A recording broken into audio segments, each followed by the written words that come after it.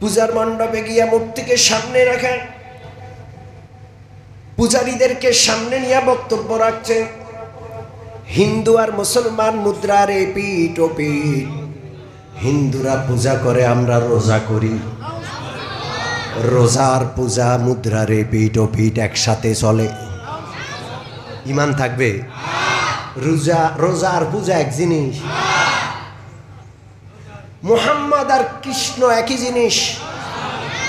আপনারা মোহাম্মদ নাম, আপনারা কৃষ্ণ নাম রাখেন, আমরা মোহাম্মদ নাম রাখি। আমরা একই মুদ্রার এপার এবং ওপার। এইটাই হলো একদিকে রোজা, আরেকদিকে হলো পূজা। এই রোজা এবং পূজা মিলে বাংলাদেশ, রোজা এবং পূজা মিলে ভাটি বাংলা। সম্মানিত মুসল্লিয়ানে কেরাম,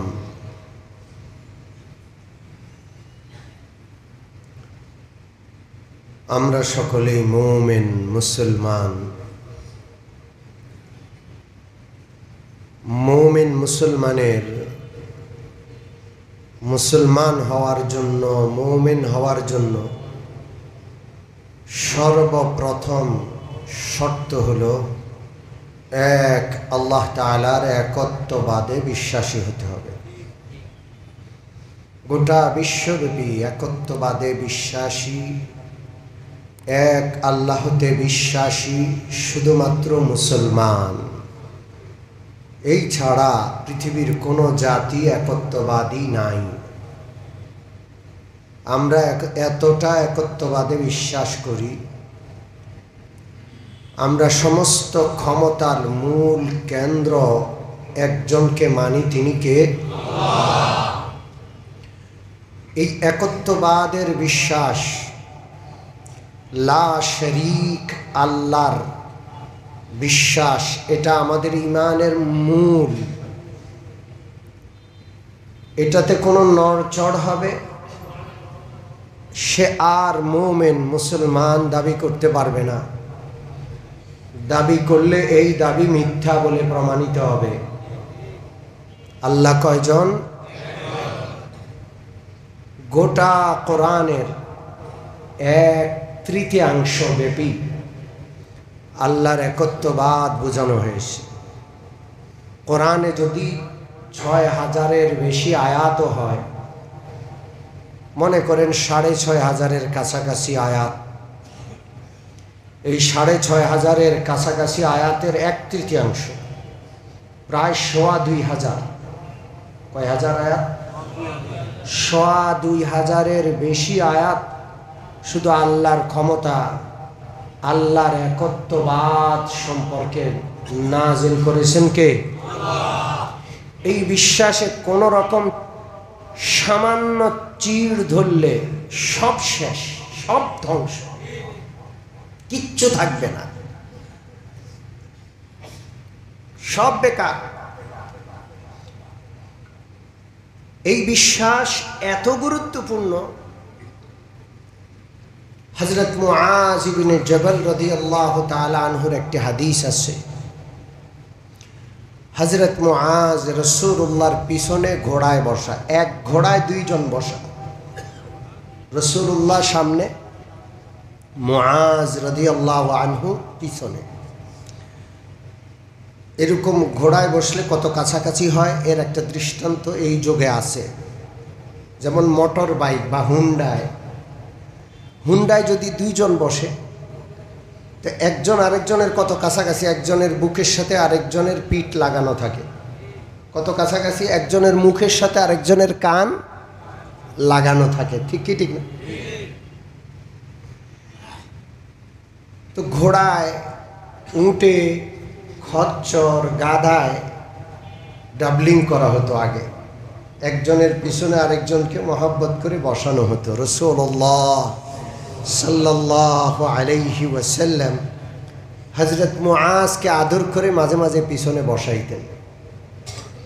হযরত মুআজ থেকে বেশ কিছু হাদিস বর্ণিত, যেটা রাসূলুল্লাহ মুআজকে পিছনে বসিয়েছেন, রাসূলুল্লাহ সামনে বসে বলেছেন। এই অবস্থার হাদিসগুলো বিশেষভাবে চিহ্নিত, লাইসা বাইনি ওয়া বাইনাহু ইল্লা মুআখারাতুর রাহিম। রাসূলুল্লাহর মধ্যে আর আমার মধ্যে আর কোনো পার্থক্য নাই, একজনের গায়ের সাথে একজন লাগানো। আল্লাহর নবী সাল্লাল্লাহু আলাইহি ওয়াসাল্লাম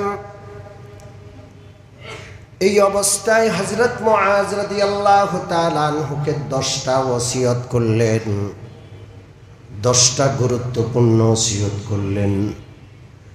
এক একটা ওসিয়ত সোনার অক্ষরে লিখে রাখার মতো, এত দামি দামি ওসিয়ত। এক একটা নসিহা নিয়ে কথা বললে এক এক জুমা কথা বলা যাবে। এর মধ্যে 1 নম্বর নসিহা হইল, আল্লাহ রাসূল বলেন লা তুশরিক বিল্লাহি শাইআ। মুআজ শুনে রাখো, এক আল্লাহ রাব্বুল আলামিনের সাথে কখনো কাউকে শরীক করবে না। অন্য বর্ণনায় আছে ওয়ালা তুশরিকান্না বিল্লাহি শাইআ, কখনো কোনোভাবেই আল্লাহর সাথে কাউকে শরীক করবে না। আমাদের তালেব ইলমরা জানে নুনে তাকিদ, লামে তাকিদ বা নুনে তাকিদ সাকিলা, কখনো কোশ্চেন কালেও কোনোভাবে আল্লাহ তাআলার সাথে কাউকে শরীক করবে না। কতটা কঠিন পরিস্থিতি হলেও আল্লাহর সাথে শিরিক করবে না। নবীজি সেটাও বলছেন, ওয়া ইন কুতিলতা আও হুররিকতা, ওয়া ইন কুতিলতা আও হুররিকতা, যদি তোমাকে হত্যা করা হয়, যদি তোমাকে জীবন্ত আগুনে পোড়ানো হয়, তুমি দেখছো তোমাকে আগুনে নিক্ষেপ করবে, আগুনে পুড়িয়ে ফেলা হবে, তুমি দেখতে পাচ্ছ তোমার জন্য হত্যা করার সমস্ত আয়োজন রেডি, আর তোমাকে অপশন দেওয়া হয়েছে হয়তো আল্লাহর সাথে শরীক করা, আর না হলে তোমাকে হত্যা করা হবে। তুমি হত্যা হয়ে যাওয়ার মরণের সিদ্ধান্ত নিবা, তাও আল্লাহর সাথে শরীক করার সিদ্ধান্ত নিবা না। কঠিন বিষয়। অন্য বর্ণনায় আছে আল্লাহ রাসূল বলেন ওয়া ইন কুতিলতা আও হুররিকতা, তোমাকে যদি টুকরো টুকরো করা হয়, খবরদার তাও আল্লাহর সাথে শিরিক করবা না। এমন আয়োজন যে একবারে বুটি কাবাব বানানো হবে, তাকে টুকরো টুকরো করে ফেলা হবে, এমন আয়োজন দেখছে, আর শিরিক করার অফার আসছে, শিরিক করলে ছেড়ে দিবে। রাসূলুল্লাহ বলেন খবরদার শিরিক করবা না। এত কঠিন বিষয়। আল্লাহ রাসূল সাল্লাল্লাহু আলাইহি ওয়াসাল্লামকে আল্লাহ তাআলা পবিত্র কোরআনে বলছেন ওয়ালাকাদ উহিয়া ইলাইকা ওয়া ইলাল্লাযীনা মিন ক্বাবলিক, ওগো নবীজি আপনার কাছেও ওয়াহী পাঠানো হচ্ছে, আপনার পূর্বে প্রত্যেক নবীর কাছে একই ওয়াহী পাঠানো হয়েছে। লাইন আশরাকতা লায়াহবাতান্না আমালুক, যদি আপনিও শিরিক করেন আপনার সমস্ত আমল ধ্বংস হয়ে যাবে।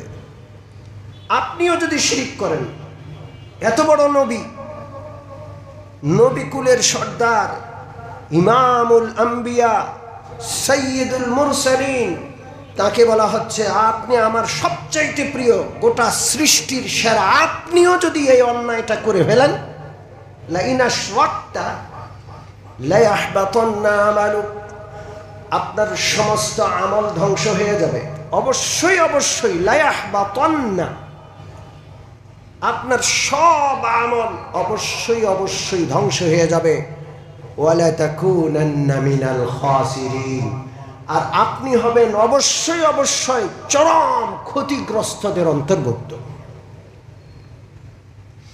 বালিল্লাহ ফা'বুদ, অতএব শুধুমাত্র কেবলমাত্র আল্লাহর ইবাদত করুন। ওয়াকুম মিনাশ শাকিরিন, আপনি শুকরগুজার হন। আল্লাহর সাথে কুফরি করলে, আল্লাহর সাথে শিরিক করলে এত বড় কুফরি আর হয় না। সবচেয়ে বড় কুফরি, সবচেয়ে বড় নাশুকরি হলো আল্লাহর সাথে শিরিক করা। আপনি কেন শিরিক করবেন? কাকে আল্লাহর সমান আপনি স্থির করবেন? কেউ আল্লাহর সমান নাই। ওমা কদারুল্লাহ হাক্কা কদরি, তারা আল্লাহরে চিনল না, আল্লাহর কদর করল না। ওয়াল আরদু জামিআন কবদাতুহু, যত জমিন আছে গোটা পৃথিবী, গোটা সৃষ্টি জগৎ আল্লাহ রাব্বুল আলামিনের কুদরতি হাতে, হাতের মুঠোয়। গোটা সৃষ্টি জগৎ কার হাতের মুঠোয়? আল্লাহ। এরকম কি আর কেউ আছে? না। ওয়াস সামাওয়াতু মাতবিয়াতুম বিয়ামিনি, গোটা আকাশ জগৎ আল্লাহ রাব্বুল আলামিনের হাতে বটা। মানুষ কাগজ নিয়ে যেরকম এরকম বটে ফেলে, এত বড় কুদরতওয়ালা আল্লাহ গোটা সাতবক আসমান যেন আল্লাহর ডান হাতে এরকম বটে রাখছেন আল্লাহ। আল্লাহ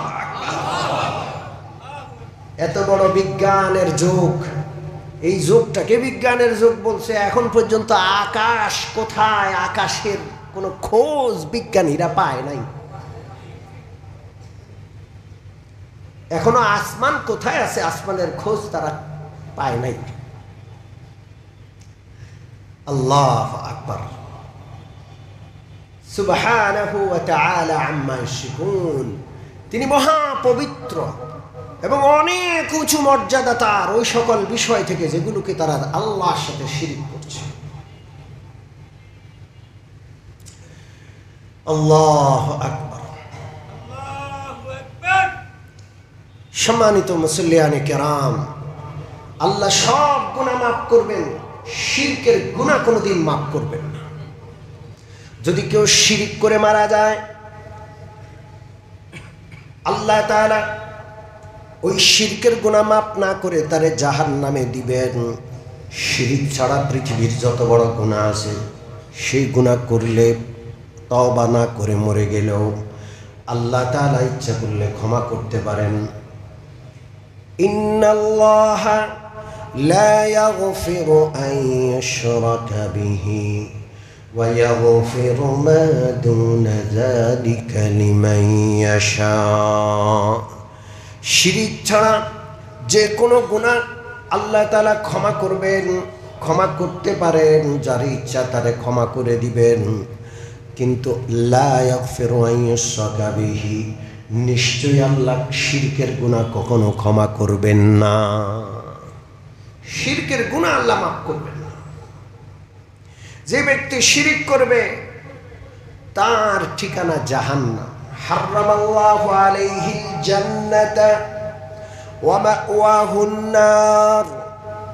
সূরাতুল মায়েদা আল্লাহ তাআলা বলেন, যে ব্যক্তি আল্লাহর সাথে শিরক করবে তার জন্য আল্লাহ জান্নাত হারাম করে দিবেন, তার উপর জাহান্নাম ওয়াজিব হয়ে যাবে, তার ঠিকানা নিশ্চিত জাহান্নাম। শিরকের মতো বড় অপরাধ আর নাই। খুন, খারাপি, সন্ত্রাসী, যত রকমের গুনাহ আছে সব শিরকের নিচে। পৃথিবীর সবচেয়ে বড় অন্যায়, সবচেয়ে বড় মারাত্মকতম অপরাধের নাম কি? জোরে বলেন। ইয়া বুনাইয়া লা তুশরিক বিল্লাহি ইন্নাশ শিরকা লাযুলমুন আযীম।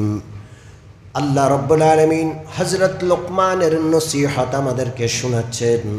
হযরত লোকমান তার সন্তানকে বলছেন, ও আমার সন্তান, লা তুশরিক বিল্লাহ, যাই করো শিরিক করো না। ইন্নাশ শিরকা লাযুলমুন আযীম। পৃথিবীর সবচেয়ে বড় জুলুম, সবচেয়ে বড় অন্যায় হলো লাযুলমুন আযীম, শিরিক। এর চেয়ে বড় অন্যায়, এর চেয়ে বড় জুলুম আর পৃথিবীতে নাই। আল্লাহ রাব্বুল আলামিন মুমিন বান্দাদেরকে ডেকে বলছেন, ও মুমিন বান্দা, তোমরা যদি আমার কাছে এই অবস্থায় আসো, গুনাহ করতে করতে আসমান জমিন ভরে গেছে, লাউ আতাইতানি বিকরাবিল আরদি মিন খতায়া। ও মুমিন বান্দা, আমার কাছে তুমি কিয়ামতে আসলা, আসমান জমিন পুরাটা তোমার গুনাহে ভর্তি হয়ে গেছে, একটু জায়গাও রাখো নাই, এত গুনাহ করেছো যে আসমান জমিন পরিমাণ গুনাহ।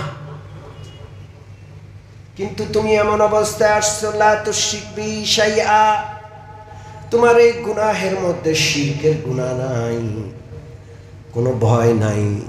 লা আতাইতুকা বিকুরাবিহা মাগফিরা, আমি আসমান জমিন পরিমাণ ক্ষমা, মাগফিরাত, রহমত নিয়ে আসব, তোমার সব গুনাহ আমি মাফ করে দিব। আমাকে শুধু একটা গ্যারান্টি দাও, আমাকে শুধু একটা গ্যারান্টি দাও যে তুমি শিরিক করবা না, তোমার এই গুনাহের মধ্যে শিরিক নামক গুনাহটা নাই। তাহলে চিন্তা করো না, তোমার গুনাহের চাইতে আমার ক্ষমা বেশি, আমার ক্ষমা আসমান জমিন ভর্তি হয়ে আসবে, রহমত দিয়ে তোমার গুনাহ সব মাফ করে দেব। আমরা কি আল্লাহকে গ্যারান্টি দিতে পারবো ইনশাআল্লাহ যে আমরা মরে গেলেও শিরিক করব না ইনশাআল্লাহ? হাত তুলে একটু দেখান, নারায়ে তাকবীর, নারায়ে তাকবীর। আমরা শিরিক মুক্ত ঈমানওয়ালা মুসলমান ইনশাআল্লাহ। কোন প্রকারের শিরকের সাথে আমাদের কোনো আপোষ আছে?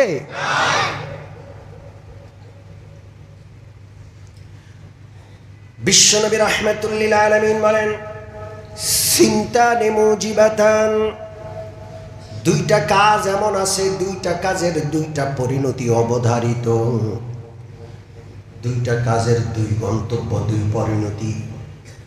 মান মাতা লা ইউশরিক বিল্লাহি দাখালাল জান্নাহ, যেই ব্যক্তি শিরিক না করে মারা যাবে সে জান্নাতে যাবে, তার পরিণতি হলো জান্নাত।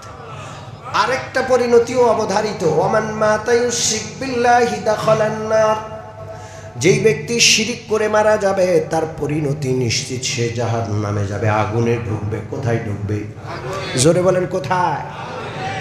আল্লাহর গোটা কালামের 3 ভাগের 1 ভাগ, প্রায় 2500 আয়াতে আল্লাহ একত্ববাদ বুঝাইছে। কয় হাজার আয়াতে? 2500 আয়াতে। আপনি সেই একত্ববাদকে বৃদ্ধাঙ্গুলি দেখাইয়া মন্দিরে মন্দিরে পূজায় ঘুরে বেড়াবেন? ইসলাম এত সোজা, এত সোজা ইসলাম। আওয়ামী সরকারের আমলে মানুষ বুঝতো আওয়ামী লীগ হিন্দু ঘেঁষা একটা সংগঠন, ভারতের মদত পুষ্ট, ভারতের আশীর্বাদ পুষ্ট, হিন্দুদেরকে তোয়াজ করে করে চলে, ভারতের আশীর্বাদ নিয়ে চলে। তো আওয়ামী লীগের নেতারা মন্দিরে মন্দিরে ঘুরতো, পূজা আসলে মন্দিরে মন্দিরে শুভেচ্ছা জানাইতো।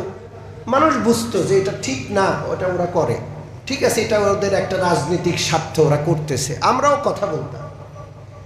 কিন্তু আমার মনে হয় ইতিহাসের সবচাইতে দুর্ভাগ্যের সময় এই দুর্গাপূজার সময়টা গেছে, যে যতটা আওয়ামী লীগ করে গেছে এর চেয়ে বেশি নামধারী মুসলমান, টুপিওয়ালা, দাড়িওয়ালা, আলেম মাওলানার নাম লেখা আছে, দলে দলে নিজের ইসলাম, নিজের ঈমানকে বিসর্জন দিয়া দুর্গাপূজার মণ্ডপে গিয়া গিয়া শুভেচ্ছা জ্ঞাপন করছে। কথা ঠিক কি ঠিক না? আমাদের কোনো ভাষা নাই এর নিন্দা জানানোর, কোনো ভাষা নাই। কত বড় দুঃসাহস! টুপিওয়ালা, দাড়িওয়ালা ইসলামী রাজনীতি করে, ক্ষমতায় গেলে ইসলামকে প্রতিষ্ঠা করবে এরকম ওয়াদা করছে, মানুষকে শোনাচ্ছে, কিন্তু এই লোকগুলোই দুর্গাপূজায় গিয়া শুভেচ্ছা জানাচ্ছে। শুধু দুর্গাপূজায় গেছে শুভেচ্ছা জানাচ্ছে তা না, দুর্গাপূজায় গিয়া মণ্ডপের মধ্যে মূর্তির পাশে দাঁড়াইয়া শুকরিয়া আদায় করছে, আল্লাহ তাআলার শুকরিয়া এবছর দুর্গাপূজায় আসতে পারছি। ঈমান থাকবে? জোরে বলেন থাকবে? পূজার মণ্ডপে গিয়া মূর্তিকে সামনে রাখেন, পূজারীদেরকে সামনে নিয়ে বক্তব্য রাখছে। হিন্দু আর মুসলমান মুদ্রার এপিঠ ওপিঠ। হিন্দুরা পূজা করে, আমরা রোজা করি। রোজার পূজা মুদ্রার এপিঠ ওপিঠ একসাথে চলে। ইমান থাকবে? রোজা আর পূজা এক জিনিস। মুহাম্মদ আর কৃষ্ণ একই জিনিস। আপনারা মোহাম্মদ নাম, আপনারা কৃষ্ণ নাম রাখেন, আমরা মোহাম্মদ নাম রাখি। ইমান থাকবে? জোরে বলেন। আল্লাহর কি হিকমত? টুপি দাড়িওয়ালাদের মধ্যে কারা মুনাফিক, কারা ভবিষ্যতের মুনাফিক, এটা আল্লাহ তাআলা এই পূজাতে আমাদেরকে চিনায়া দিছেন। আওয়ামী লীগ পূজা মণ্ডপে গেছে, আমরা এতটা অস্থির হই নাই, এতটা বিচলিত হই নাই যতটা এবার হচ্ছি। কারণ আওয়ামী লীগ তার রাজনৈতিক স্বার্থে গেছে, আর এই লোকগুলো ইসলামকে, কোরআনকে বিক্রি করে ক্ষমতায় আসতে গেছে।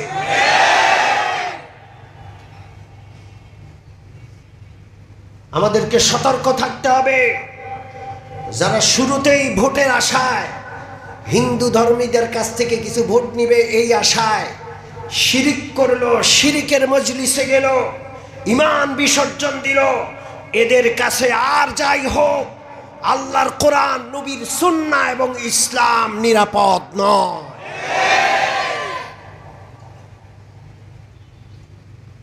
গোটা দেশের আলেম ওলামারা জাতিকে সতর্ক করছে এবং এই বিষয়টার তীব্র নিন্দা জ্ঞাপন করছে।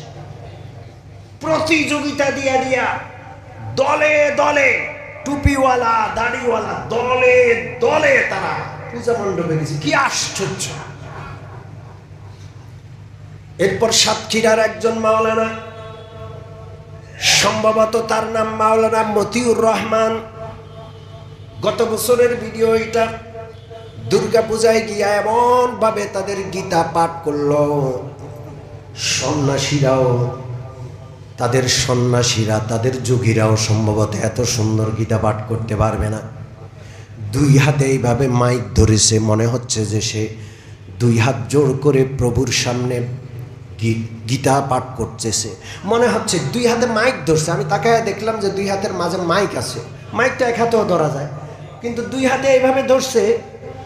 মনে হচ্ছে যে দুর্গা দেবীর সামনে সে দুই হাত জোর করে টুপিওয়ালা দাড়িওয়ালা মাওলানা মতিউর রহমান এমন থ্রুলি গীতা পাঠ করছে। হিন্দু পূজারীরা আশ্চর্য হয়ে গেছে যে আমাদের ব্রাহ্মণরা তো এমন গীতা পাঠ করতে পারে না। তারা তাকে ধন্যবাদ জ্ঞাপন করার জন্য উলুধ্বনি দেওয়া শুরু করছে। ইউটিউবে আছে, সোশ্যাল মিডিয়া এখনো আছে, আপনারা দেখেন। মাওলানা নামধারী টুপিওয়ালা দাড়িওয়ালা, আল্লাহু আকবার, কোনো ভাষা নাই এটা বলার। আমরা পরিষ্কার ঘোষণা করছি, এই লোকগুলো যদি যেমন প্রকাশ্যে এরা পূজায় গিয়া পূজার প্রতি সমর্থন জানিয়েছে, শিরিক করেছে, ওইভাবে প্রকাশ্যে ক্ষমা প্রার্থনা না করে, তো এই লোকগুলো এবং এই লোকগুলো যেই দল করে, সারা দেশের মুসলমান এই দলকে বয়কট করবে।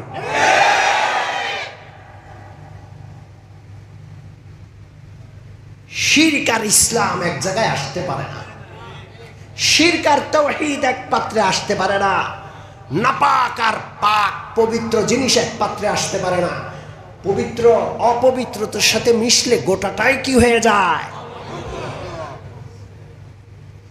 এক বালতি দুধের মধ্যে যদি এক ফোঁটা চনা মিশে, এক বালতি দুধের মধ্যে এক ফোঁটা পেশাব যদি মিশে, গোটা দুধ আর দুধ থাকবে না, সবটাই পেশাব, সবটাই অপবিত্র হয়ে যাবে, সবটাকে ফেলে দিতে হবে।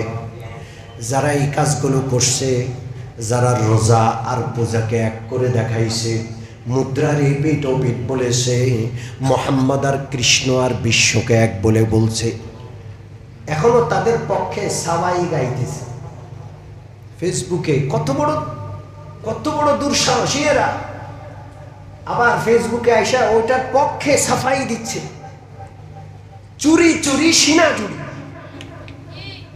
আল্লাহ আকবার, আল্লাহ আল্লাহ আল্লাহ যেন তওবা করার তৌফিক দান করেন।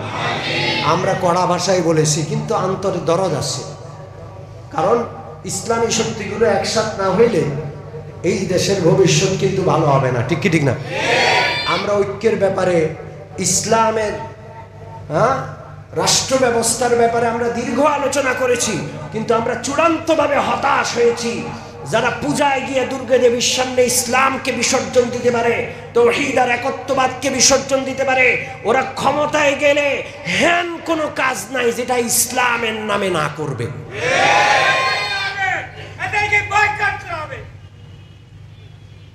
সম্মানিত মুসল্লিয়ানে কেরাম, অসুস্থ মানুষ আপনারা ক্ষমা সুন্দর দৃষ্টিতে দেখবেন। আমার সামনে বসা আছেন মুরব্বী মানুষ, আল্লাহ তাকে সুস্থতা দান করে দেন। যাই হোক, আসল কথায় ফিরে আসি। আমরা কি শিরকের সাথে আপোষ করব? জোরে বলেন। ইসলামের নাম বলে কেউ সামনে আসলেই আমরা ঝাঁপায়া পড়ব না। আমরা দেখব অতীত, ইতিহাস, বর্তমান সব কিছু দেখব যে এরা কিভাবে ইসলামকে ধারণ করে। রাজি আছি ইনশাআল্লাহ? ইসলামের নাম বললে আমরা ঝাঁপায়া পড়ব না, আমরা বুঝবো। কারণ ফিতনার যুগ। কিসের যুগ? জোরে বলেন, কিসের যুগ? ফিতনার যুগ। আল্লাহ রাসূল সাল্লাল্লাহু আলাইহি ওয়াসাল্লাম বলেন, কিয়ামতের আগে এমন একটা সময় আসবে, ইউসবিহুর রাজুলু মুমিনান ওয়া ইউমসি কাফিরা, ইউমসি মুমিনান ওয়া ইউসবিহু কাফিরা। কিয়ামতের আগে এমন একটা কঠিন সময় আসবে, সকালবেলায় বান্দা মুমিন থাকবে, সন্ধ্যা আসতে আসতে সে ঈমান হারায়া কাফের হয়ে যাবে। সন্ধ্যাবেলায় মুমিন থাকবে, রাত পোহাইয়া সকাল আসতে আসতে সে ঈমান হারাইয়া কাফের হয়ে যাবে, সে নিজেও টের পাবে না। এমন একটা কুফর আর শিরকের সময় আসবে। ঠিক কি ঠিক না? ভারতকে খুশি রাখা দরকার ক্ষমতায় আসার জন্য। এই জন্য পূজা মণ্ডপে গিয়া গিয়া নিজেকে ধর্মনিরপেক্ষতাবাদের পক্ষের লোক প্রমাণ করার জন্য যারা ক্ষমতায় যাওয়ার জন্য ঈমান বিসর্জন দেয়, আমরা তাদেরকে সন্দেহের চোখে দেখি। ঠিক কি ঠিক না? এরা আজকে ভারতের সামনে পূজা করতেছে, কালকে আমেরিকার সামনে সিজদা করে বসবে। ঠিক কি ঠিক না? আমরা এমন ইসলাম চাই না। ইসলাম একেবারে স্পষ্ট। তারাকতুকুম আলাল বাইদা, ইবনে মাজাহ শরীফের প্রথম পৃষ্ঠায় হাদিস রয়েছে। আল্লাহ রাসূল বলেন, তোমাদেরকে আমি সূর্যের আলোর মতো স্পষ্ট, কোনো অস্পষ্টতা নাই, এমন একটা ইসলাম দিয়া গেলাম, এমন একটা জীবন বিধান দিয়া গেলাম, কোনো প্রকারের অন্ধকার নাই, কোনো প্রকারের গোজামিল নাই। কথা ঠিক কি ঠিক না? আচ্ছা, আমি আপনাদেরকে জিজ্ঞেস করি, পূজা কি নতুন না আগে থেকে ছিল? রাসূলুল্লাহর যুগে পূজা ছিল কি ছিল না? না, ছিল না। নাকি? জোরে বলেন। আরে 360টা দেব দেবী কাবা ঘরের ভিতরে ছিল। গোটা মক্কার লোকেরা পূজারী ছিল, মদিনার লোকেরা পূজারী ছিল।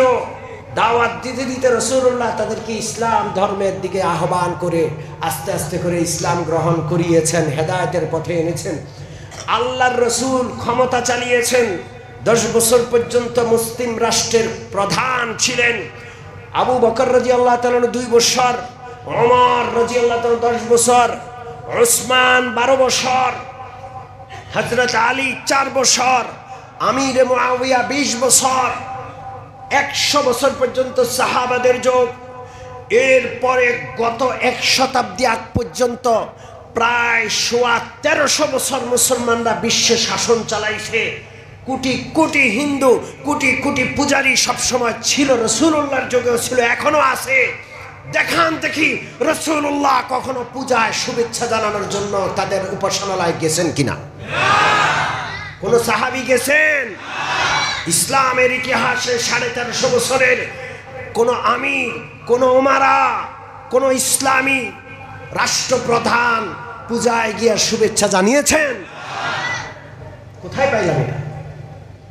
দলে দলে মণ্ডপে মণ্ডপে গিয়া টুপিওয়ালা দাড়িওয়ালা আল্লাহ শুকরিয়া আদায় করতেছে। অমমিন মুসলমান, হিন্দু ধর্মী, হিন্দু ধর্মাবলম্বী সহ অন্য অন্য ধর্মাবলম্বীরা আমাদের দেশে তাদের পূজা করবে, তাদের ইবাদত বন্দেগী করবে, তাদের উপাসনা করবে এবং তাদেরকে নিরাপত্তা দেওয়া আমাদের আইন শৃঙ্খলা বাহিনীর দায়িত্ব। ঠিক কি ঠিক না? সাধারণ জনগণ, রাজনীতিবিদ, নেতৃবৃন্দ, মুসলমান সেখানে যাবে না, সেখানে যাবে আইন শৃঙ্খলা বাহিনী। ঠিক কি ঠিক না? দেশে আইন শৃঙ্খলা বাহিনী আছে, দেশের প্রশাসন আছে, তাদের দায়িত্ব হলো ওখানে নিরাপত্তা প্রদান করা, নিরাপত্তা নিশ্চিত করা। আপনি জনসাধারণ, মুমিন মুসলমান টুপিওয়ালা দাড়িওয়ালা পূজায় যাওয়ার কোনো দরকার নাই। ঠিক ঠিক না? আমরা কি আর যাব কোনোদিন? যারা যায়, যারা গেল, তারা যদি প্রকাশ্যে ক্ষমা প্রার্থনা না করে, তওবা না করে, ফিরে না আসে, আমরা এদেরকে চিনে রাখলাম, ভোটের সময় আমরা কড়া জবাব দিব ইনশাআল্লাহ। আল্লাহ তাআলা আমাদেরকে সারা জীবন মৃত্যু পর্যন্ত শিরিক আর কুফর থেকে বিরত থাকার খাঁটি ঈমান নিয়ে আল্লাহর কাছে যাবার তৌফিক দান করেন।